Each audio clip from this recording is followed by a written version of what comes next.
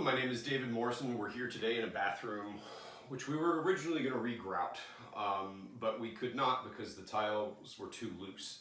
And when you have loose tiles and you regrout those tiles, the grout will just crack out and it's a useless endeavor. So instead of regrouting this floor, we are rebuilding the floor, and we're going to take a look at why this floor failed.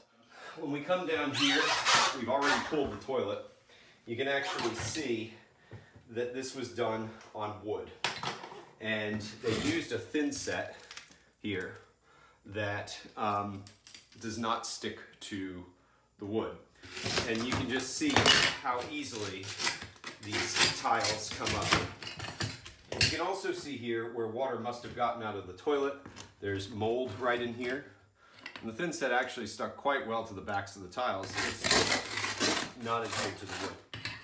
When we started regrouting, there was an area that was depressed. The wood had rotted out, and it basically rotted out because the water came from out of the shower, trickled down, and pooled right here. And when the water collected, got through the grout, what happened was it would soak into the wood would expand and contract as it got wet and as it dried, and then the tiles slowly became looser. Tiling on wood, not the best idea. It does last a bit longer than you might think, but ultimately it will fail and you will have issues. So we're gonna demo this out. This is the Luan. There's about 1/4 of an inch Luan there. We're gonna pull that up, and then we're gonna check for any rot in this. If there's any rot, we'll take out the subfloor, but then we'll go back over and put down a substrate of Hardie Backer Board with a waterproof membrane, and we'll caulk all of the seams. So we basically have a waterproof substrate, and this will never happen again. Okay, so what we're gonna do when we demo this out is first, there's usually a caulk line at the tile where the tile meets the wall. These are baseboard tiles.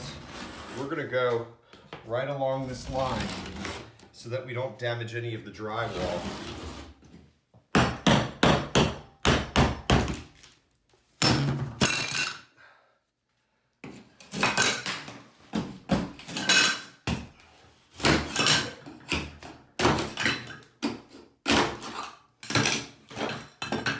These were put on with a type of liquid nails. Not a bad thing to use when you're adhering them to drywall. It's really tough to get that liquid nails off the back of the tile. If you were to try to put that on, you'd have to use an angle grinder, and it just sort of melts away and doesn't really come off. And then these should just pop right up.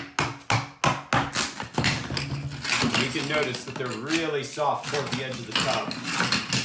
And what I'm guessing is, as water got out of this tub, soaked into the grout lines and into the wood expanded and contracted, tiles came loose.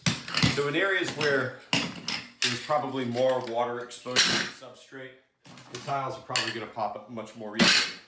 And in other areas where there wasn't as much water, the wood was probably more stable, didn't expand and contract, and the tiles are a little bit better.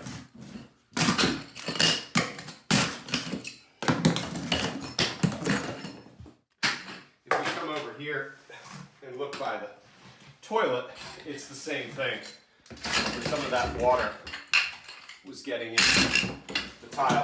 I mean, I can just pick it up with my hand. And you can see this black mold here that's formed.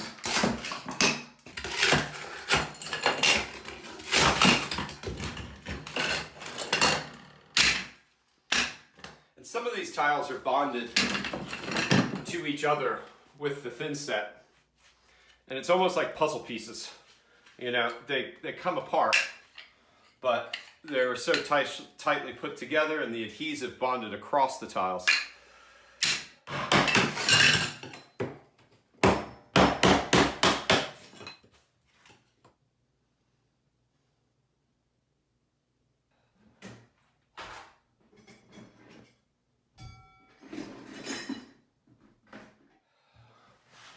Okay, so now we're going to waterproof the seams so that no water can get past this floor. So I'm using this Lexel caulk, which is a very good sealant, And I'm going to go around the perimeter and the seams of the Hardie Backer Board. Then we're going to do it in the most important place, which is where the rot was originally, right by the tub.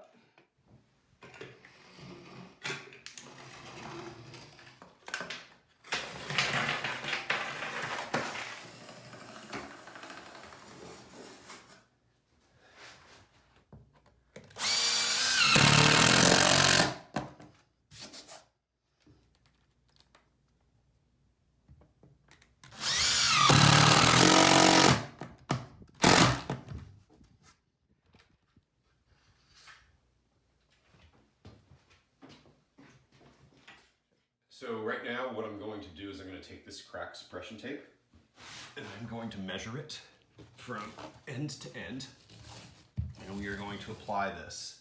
And I'm going to use the Lexol in the joints because it works as a good sealant, but it's also a pretty good adhesive. Then after we put this down, we are going to paint this with a liquid membrane, which will seal the Hardie Backer Board.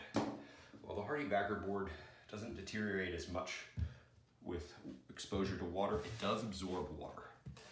So what we want to do is make it waterproof. And you'll notice there's a 1/4 inch gap, and that's for expansion and contraction. It gets a little narrower down on this end. Hopefully that won't. A lot of people wonder how this tape prevents cracking, and I'm really not terribly certain I understand it. But I have seen instances where this has not been used and the floor cracks along those lines. So I am going to take this and then we're going to run it down.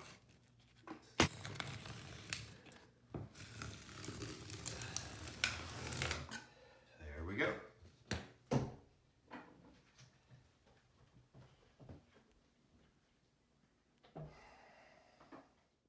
Okay, so now we're going to apply liquid membrane to the floor.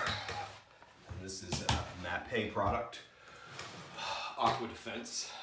It is basically a really thick latex paint. I'm sure there's something more going on here that they'd like us to think, but it kind of has a gooey consistency, and you can really see when it gets on there. So I'm just gonna because I don't have a paint tray, I'm gonna pour this on like that. And I'm gonna use the floor as my paint tray, and I'm just gonna roll this on.